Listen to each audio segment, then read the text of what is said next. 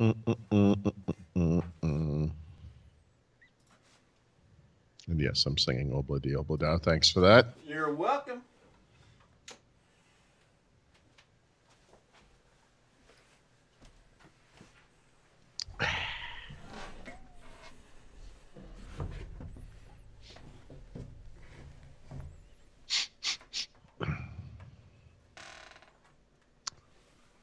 Yeah.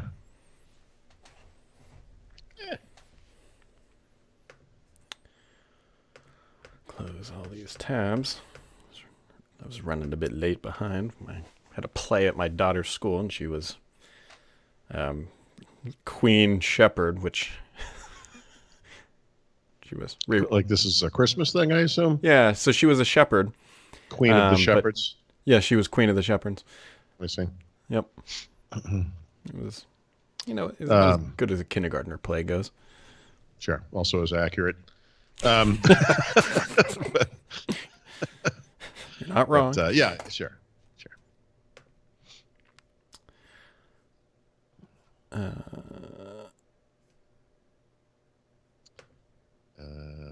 Da, da, da, da, da. Da, da, da, da, da. Huh. Interesting email.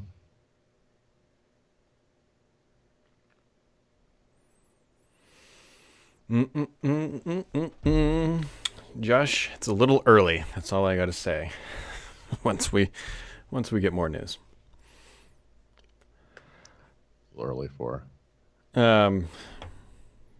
Just some stuff that Microsoft's working on Xbox that somebody asked me, and I started to comment on it, but then I don't have enough yet to write about it or confirmation enough for things. Good talk, Brett. Good talk. Yeah, good. It's good. Okay. All right. You ready? Sure.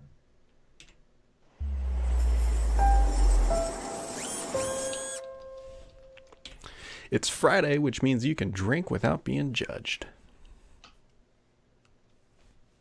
Fair enough. I mean, marginally better. I mean, it's if you. I am this close to making this podcast the last official work thing I do today and just running out the door screaming. I suspect that you've already made that decision, and this is you just telling me what's going to happen as soon as this call ends. I'd like to think I'm open to other alternatives, but that's where my head's at. Maybe I can tell somebody at work that you need to have a meeting about something important. I was just promised no more meetings through the end of the year, and I intend to hold people to that. Yep.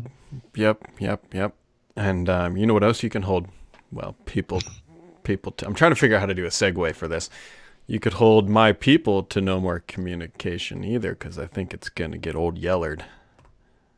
When they first announced this feature, I kind of welcomed it as a return to the human-centric computing values of Windows Phone, right? Yep.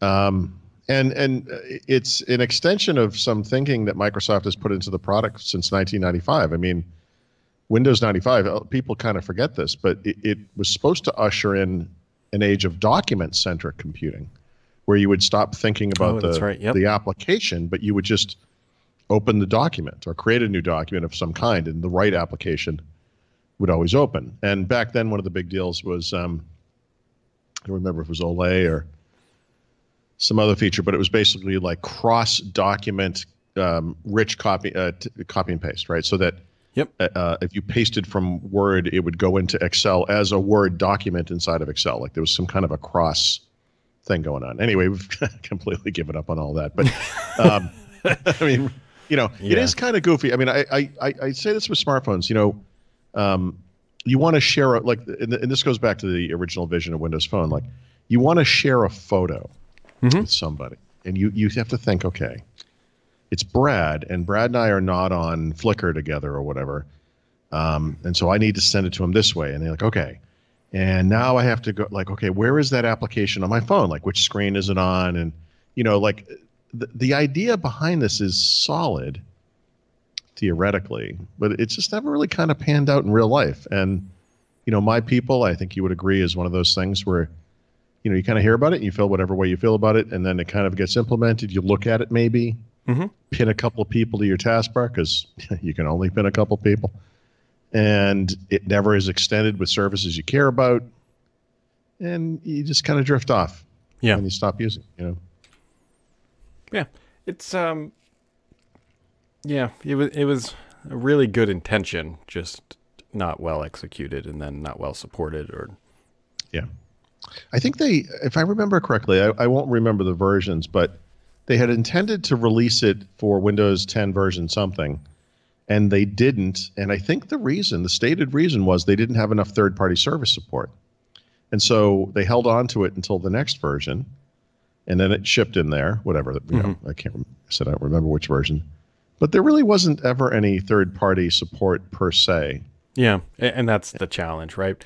Yeah.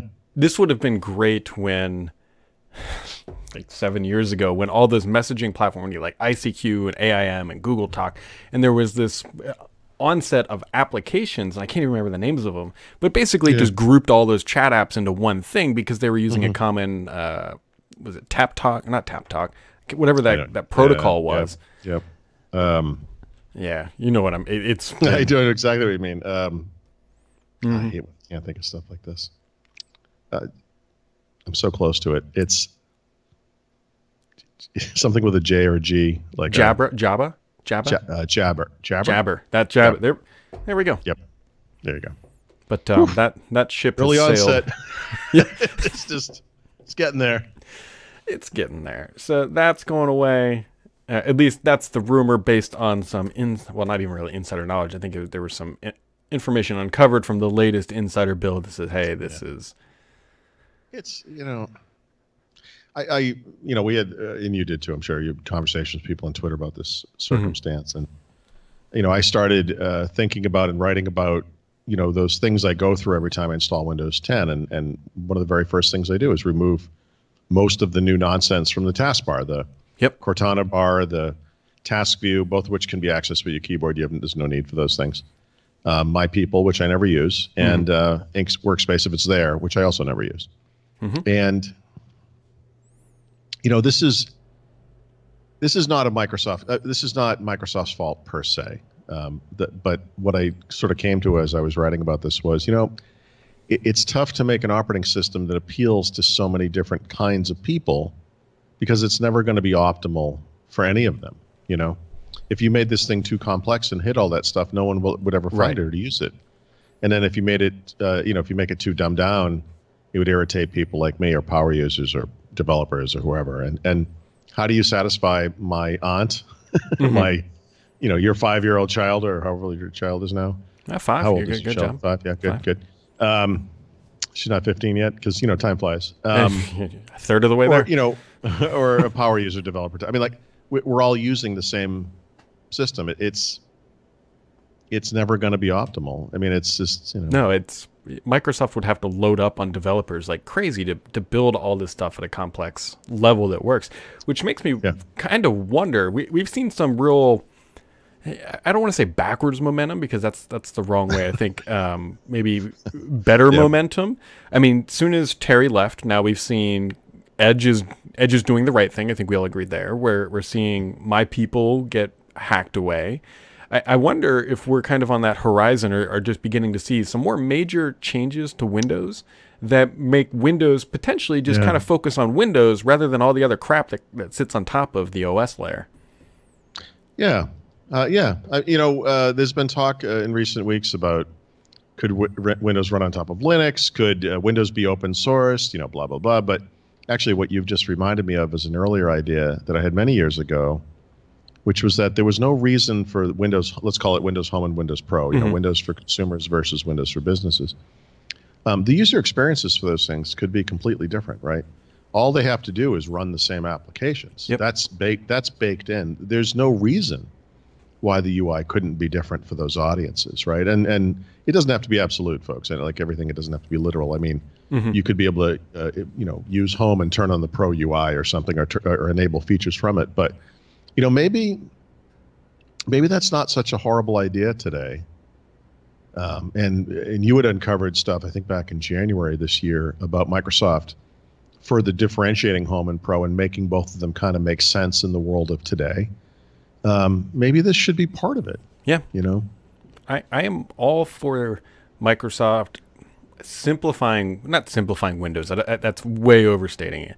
But just focusing on the core OS and just being, look, if you need this other stuff, we have the largest ecosystem of third-party apps available, bar none. Granted, they're not all in the store, but on a pure application level, there are more apps for Windows than I would bet any other thing on the planet at this point, just because of the legacy applications.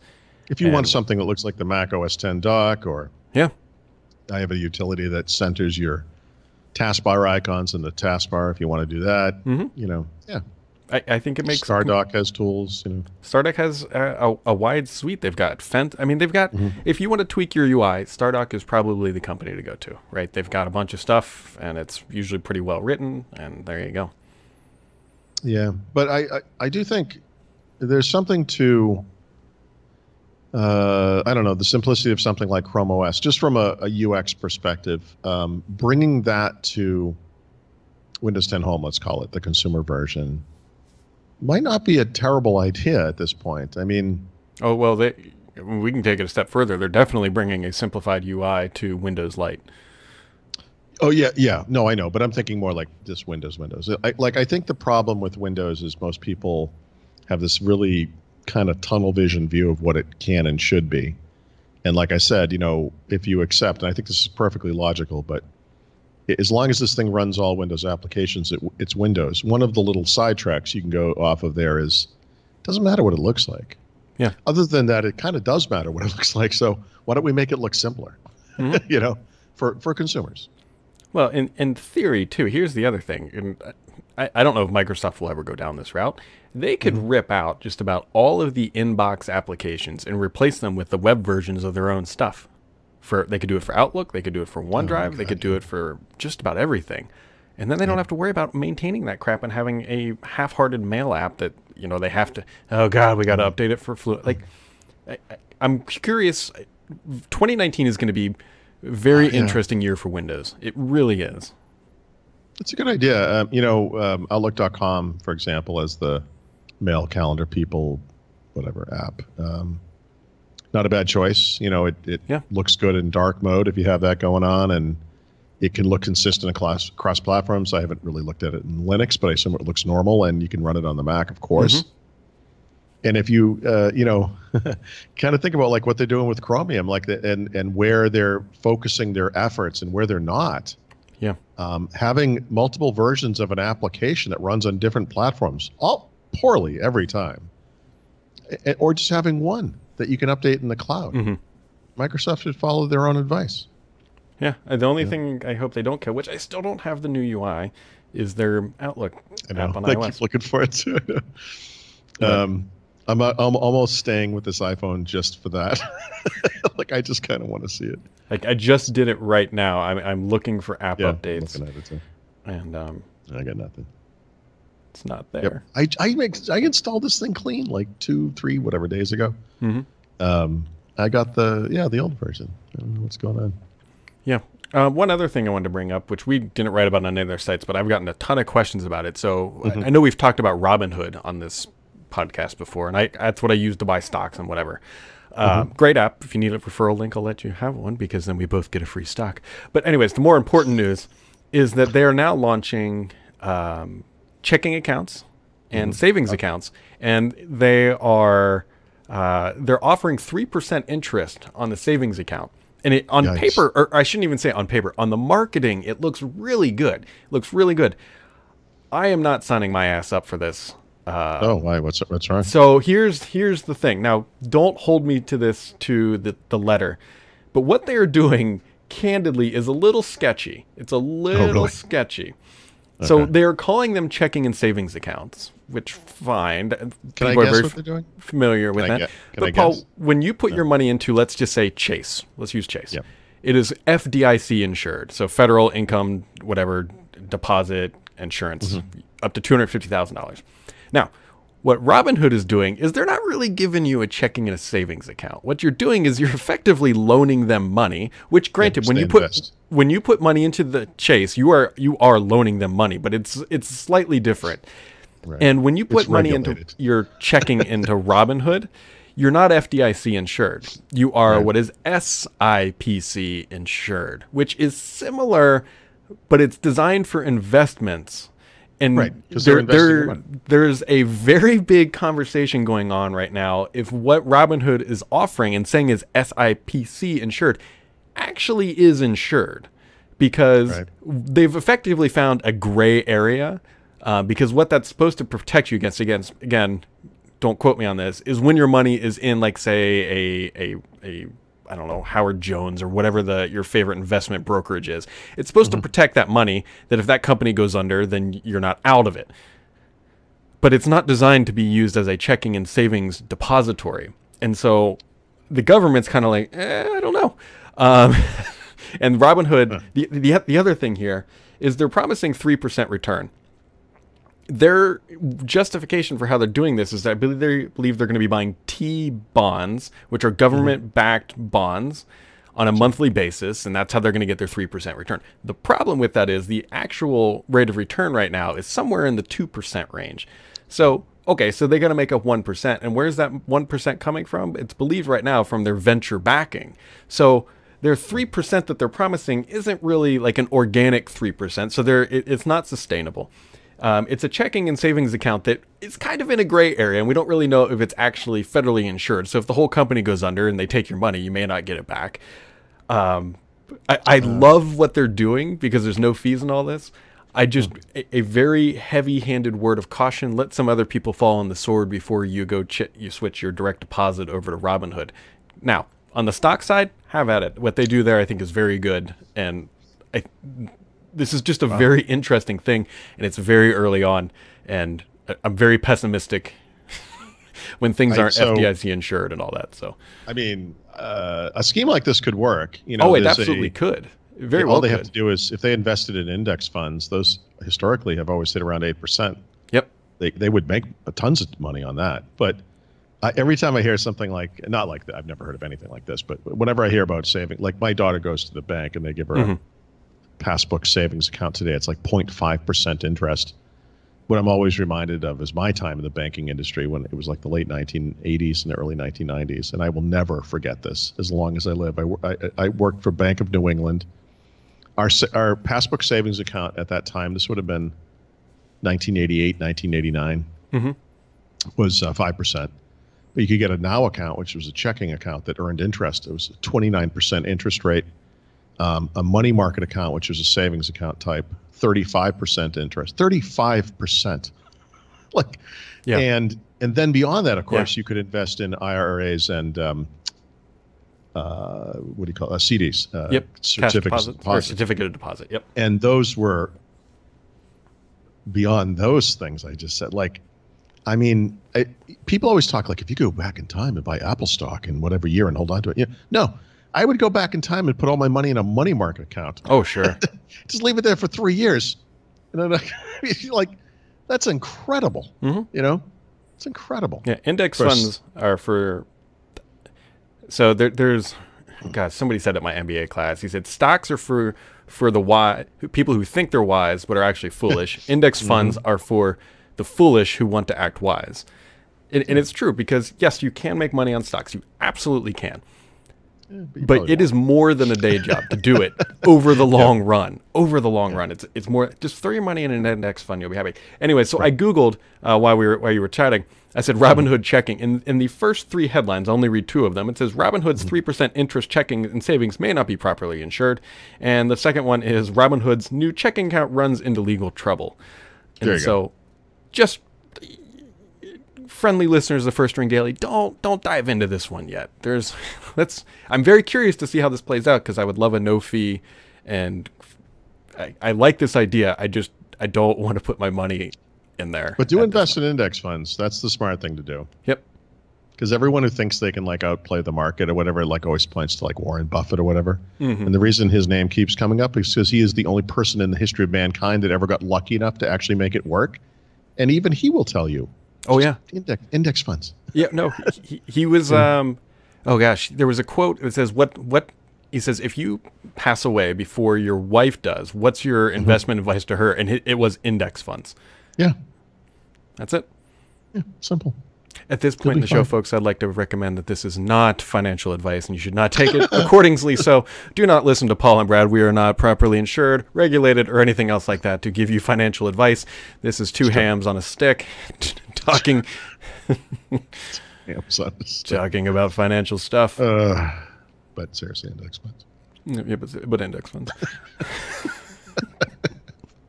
I don't know. I mean, there's not a whole lot else out there besides don't buy the Facebook portal.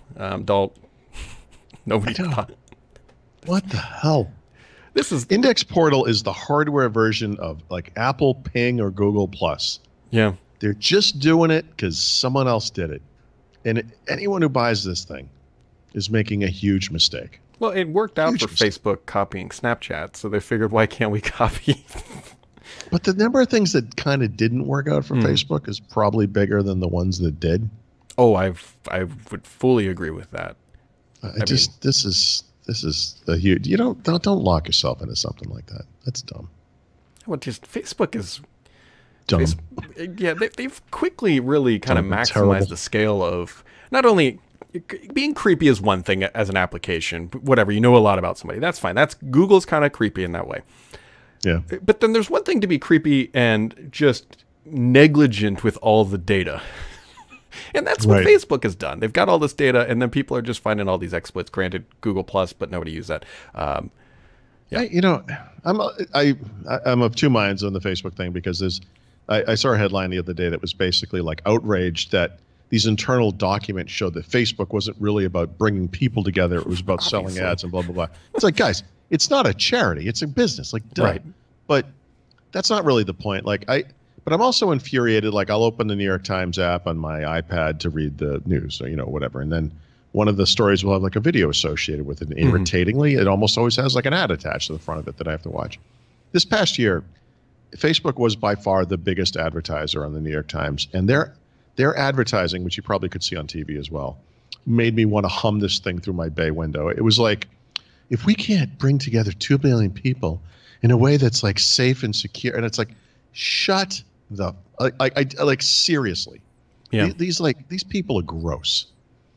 And it's Facebook. And the thing is, like, we're not talking, people are like, oh, Facebook's going to go away. It's going to be like MySpace or whatever. It's like, it's not actually, it's not like that. The fundamentals of Facebook, and I don't mean business fundamentals. I mean, just from the perspective of a user is I get to keep up with what my friends back home, I moved a year and a half ago, or my family who are all over the world, or at least the country, and my friends, some of which are all over the world, some of whom travel a lot and do things, and they've got kids like you that are growing up, and there are little events, and it's a way, like, I don't live in Ohio with you, and so sometimes you'll post a picture of your kid or your family or something, and it's like, it's just a little slice of what's going on in your life, and that's meaningful, and it sucks that it has to be part of this evil empire of data and privacy abuse and apparently technical negligence as well, Yep. Like the fact that the people running the company are evil doesn't surprise me. That idiot, what was it, Sheryl Sandberg with that lean-in baloney? She is the biggest charlatan in the tech world other than that woman that ran Theranos or whatever that was called. Or am I getting, or is that the name of the villain from the Avengers movie? But anyway, it's just, I hate it. I hate all of that. But but the other thing, it's hard. So we never talked about this because I kind of forgot about it. But apparently Zuckerberg approached Brad Smith of... Oh, yeah. So if you're not familiar, Brad Smith he's chief legal counsel, but he kind of has a growing role at Microsoft. He's kind of this purveyor of tech for good as well. And he's very much at the top of the org chart right next to Satya. Apparently, he was approached to take... a position at Facebook, and he's like, "Yeah, that's okay. Yeah, I'm good. I think I'm good." Yeah, can you imagine? Well, he's like the most ethical guy in the world. That's why he does that stuff. I mean, one of the interesting things about Brad Smith is that under Satya Nadella, this guy has become a major presence at public events. Yeah, he's done a good job. He's the headliner oftentimes. Yeah, he's really good at this. He is one of the most credible, ethical people in tech. He is the exact opposite of Facebook. Credible and ethical. He has a great name, too. Smith? Yeah, Brad. Oh, I see. Nobody's perfect, Brad. Nobody's perfect. So, anyways, not expecting too much next week. You got anything else for today, Paul? No, I don't.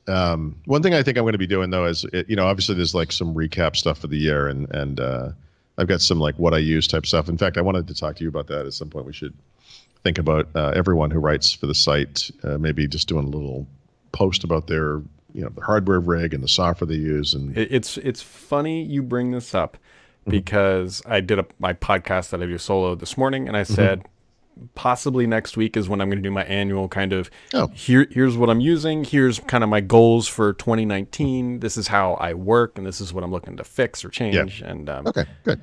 Yeah, so that'll definitely happen sometime. I don't know, it's either going to happen next week or like Thursday the 27th, because that's always it's 2 weeks till the end of the year. It's going to be quiet. There's a big holiday right in the middle of that.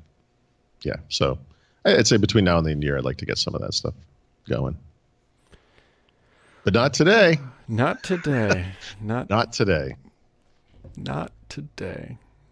All right, folks. Well, that wraps it up for this episode. Hopefully you enjoyed it, because I think Paul and I did, as he's now slamming back alcohol. What are you drinking over there? No. This is my favorite new drink. This is like that La Croix stuff. Oh, you've become... Hold on. But only one... It's the pamplemousse. It's the greatest word. I almost said it in the English language. It's not English. I guess that's French. Charles just said we should do our favorite tweets of the year. That could be a long running list. Mostly you just got to open up an Apple event. I couldn't. You know what? Honestly, I feel like I had some good moments on Twitter this year.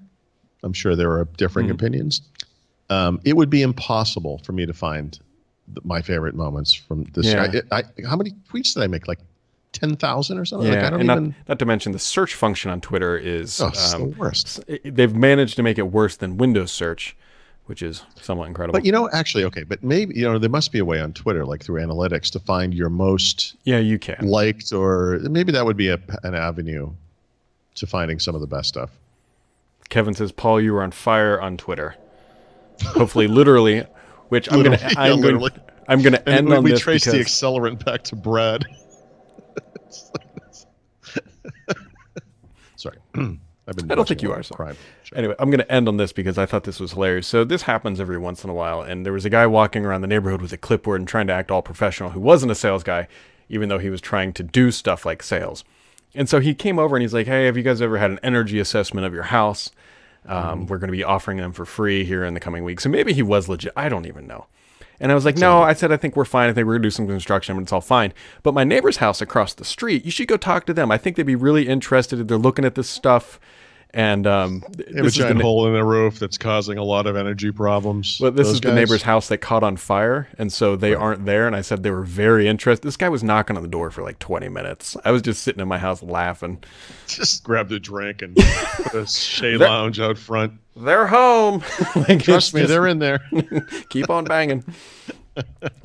All right, folks, that really does wrap it up this time now that Paul is done drinking his fizzy water. And have yourselves a wonderful weekend, and we'll get you right back here next time.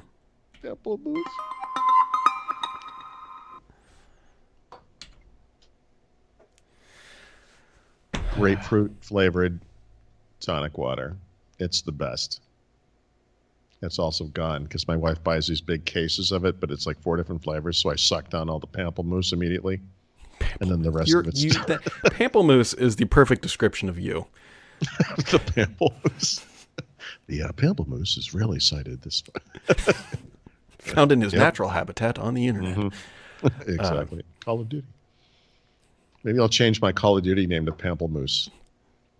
It'd be pretty good, actually. I still contend that my original Xbox, when they used to come with your pre-described code names or whatever, was Hambone. I will never forget. Huh. Yeah, the original Xbox is when you sign up for Xbox Live on that green interface, it would give you a name. You could change it, but mine was Hambone. That was the recommendation. So I changed mine to X-Paul. I actually had X-Paul, like Xbox, but X-Paul, and Microsoft took it away from me. Just like everything else good in the world. I'm sure there's a guy named Paul at Microsoft who still has this name, that bastard. All right, bye. Bye.